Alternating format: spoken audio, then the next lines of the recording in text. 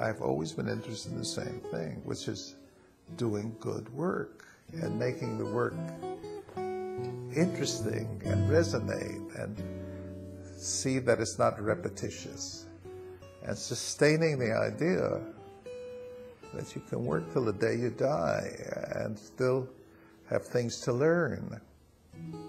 Well, we're very lucky, all of us in this field, because unlike a job that you have that you're looking forward constantly to retirement, those of us in this field have selected it because intrinsically there's something about the act itself that nourishes us and makes us feel lively and energized by it.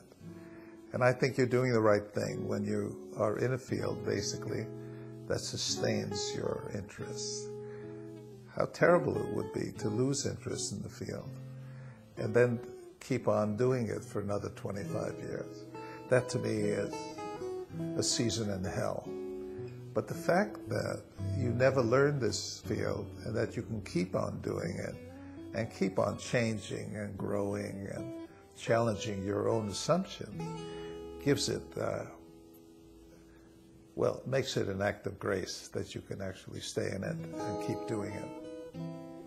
You know, success on a project is, first of all, you have to say whose success. What you want to do is make sure everyone succeeds on a project. There are three legs to the stool. There's you, there's the client, and there's the public in every project. And you want everybody to succeed. You want the client's wishes, which is usually to sell more things or to have people come to a concert, whatever it is. You want that to work. You want to do something experientially that's interesting and that you believe is as good as you can do it. And finally, you want the public to be satisfied with what you do and respond to it.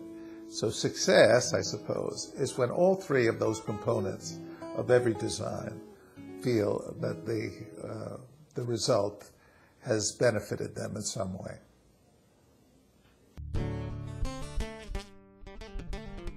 The biggest challenge for people who've been in this field for a long time, and certainly includes myself, is not getting bored or disinterested in what you're doing. And the biggest challenge is how you maintain your own personal vision and your own sense of appropriateness. To some degree, you have to maintain that independent of professional response. Very often you are asked to do things that you know weaken your own personal conviction. And the balance between living in the world and understanding that the client has an area of authority and also trying to maintain your own separation from that authority and still do good work and still solve the problems are part of the complexity of being in the design world. Style is really, brain style is how you think. You might say it's a mode of thought. And so what you want to see in a designer's work is thoughtful and imaginative work.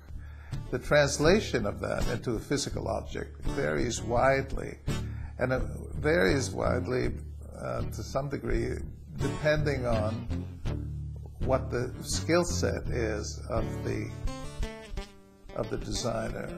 Unfortunately, so many designers have very limited hand skills. In fact, most of them can't draw their way out of a paper bag. And that limits them to existing programs and existing materials. I think one of the things that's interesting is to see whether you can distinguish the work of one person from another, because the stylistic things that came out of one's hands is no longer available. So the most important thing becomes the way you think.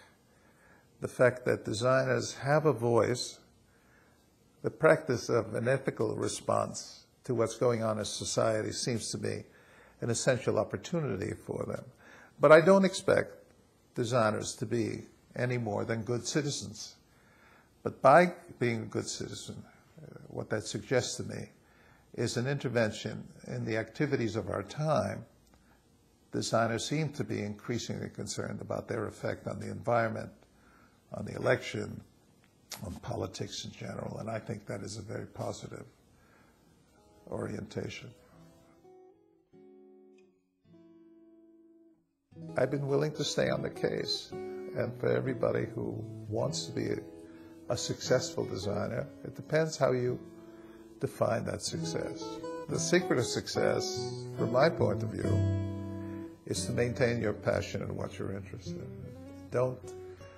Don't be worn out by the difficulties of the field or the ignorance of your client or the pressure from your peers or the envy that you have and the accomplishment of others.